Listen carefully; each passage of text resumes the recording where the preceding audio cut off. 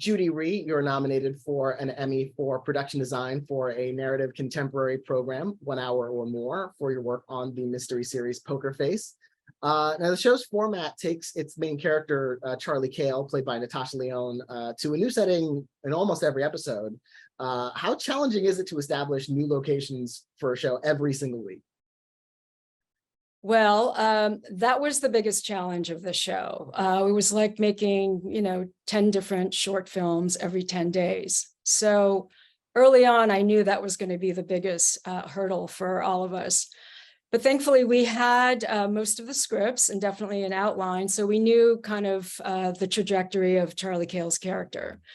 How difficult was it? It was very challenging, like I said, but thankfully I had such an amazing crew. Everyone rose to the occasion. Everyone worked tirelessly to achieve the best version possible. And I think having most of the scripts in the outline was very helpful because we were able to kind of prep some of it ahead of time or simultaneously as what we knew what was coming up. And we didn't shoot them in order. So we shot 1, 9, and then went to 3, 4, and then, so on. So the order of which it was to take place, you already had kind of a roadmap to follow. So that definitely helped. And the show feels very much like an old homage to classic detective shows. Did you draw inspiration from or reference other shows like Columbo's and stuff like that in your designs? I don't know that I drew from those. It was more of an inspiration in that, a lot of those shows I grew up with and watched as a kid and loved them. Rockford Files, Columbo. So when I had my initial conversation with Ryan Johnson, who was the creator of the show, he mentioned that, but didn't necessarily say it had to look and feel like it. It was more about, that's where his inspiration for the show and the writing came from. Charlie's journey really takes her off the beaten path. So for me, I did want it to feel timeless in that sense that when you go to sort of these smaller corners of the country, they haven't changed. So it was important for me to have it feel authentic to the specific scripts because she meets new characters and she's in a different geographical location. That it felt timeless, but authentic to the characters and where she was, whether it was Texas or New Mexico or upstate New York. And you're nominated specifically for the episode, The Orpheus Syndrome, which is a mystery set in the world of Hollywood effects artists. What made you choose that, for consideration for this year's Emmys? It was a tough call. It came down to, for me, 3 or 4. And ultimately, I chose that because I felt like it contrasted the 3 different sort of characters or the 3 different main sets very differently. And we got to achieve a lot of fun sets with, Arthur's Barn and LAM and Laura's Mansion, which all had a very different direction based on their characters. So, Laura's Mansion is very austere and detached, and Arthur's Barn is much warmer and has sort of supports his years in the industry. So that was a lot of fun, which we started very early on. That was an outline we had with all the other scripts in the beginning. And so I knew that was going to take the most amount of time to create, just to make it feel authentic and show the history of his career and his work, which had to have a certain kind of variety of work. And then LAM itself, was loosely inspired by ILM, which then had to reflect kind of their established history of what they did and Laura's connection to it. And I also knew that whatever it ended up being, it had to be special and unique and original. And that was yet another challenge for the episode, which was to find in the Hudson Valley, something that was originally written for Northern California. And so we were thrilled when we came across this abandoned IMP building. And, after scouting for it for months in advance, we found that, and I just thought, this is perfect, and I showed Ryan and he was thrilled. And so it all kind of came together in this sort of cohesive way visually to really support the story. That's really ultimately why I decided on that. And that barn, that workshop that that the Arthur character has is there's so many details in that space. Just, you're creating this character's entire basically history in that space. What were some of your favorite elements that you were able to incorporate into that design?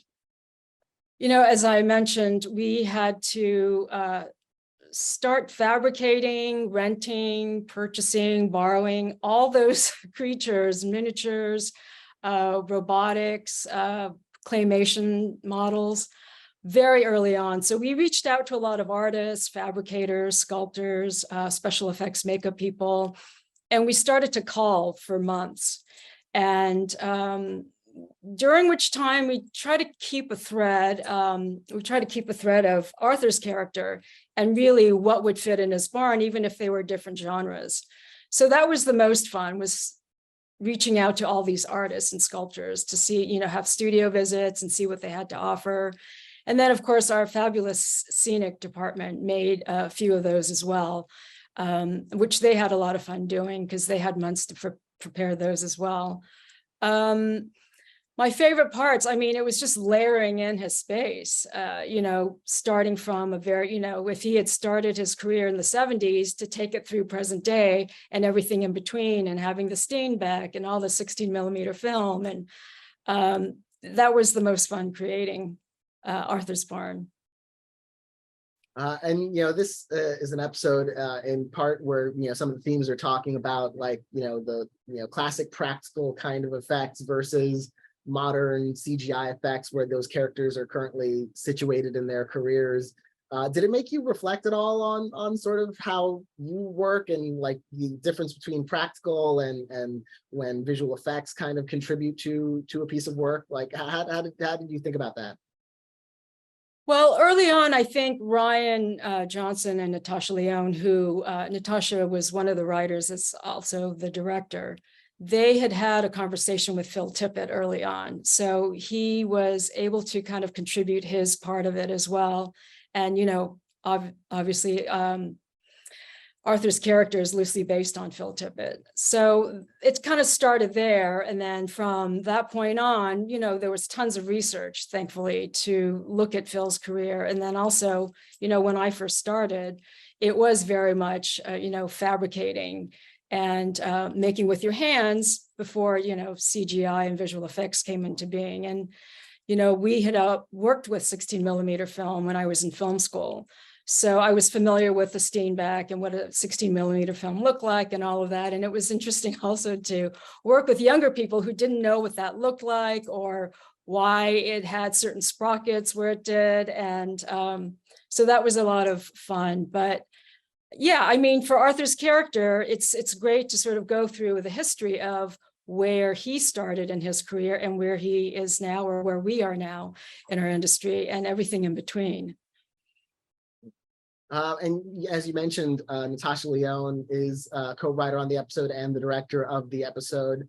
What was it like working with her, sort of in all capacities, both, her work in front of the camera as an actor and, of course, behind the scenes?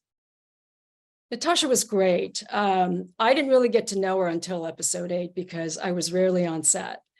And so when we started prepping for that episode, we went on scouts together and I got to really know her. And I was so impressed how she was well aware of what everyone did and kind of the best way to achieve it. And mostly because she has worn many different hats as a producer, as a writer and a director, as well as in front of the camera.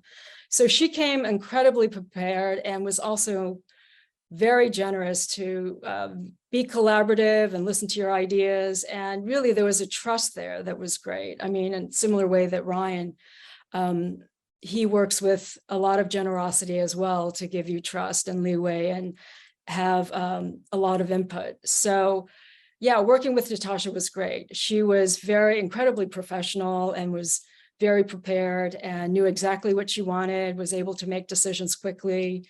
All those things that designers love in a director. Congratulations on your work on the show in general, and on that episode in particular, and on your Emmy nomination. Thank you so much for talking with me about it. It's been a pleasure. Great, thank you.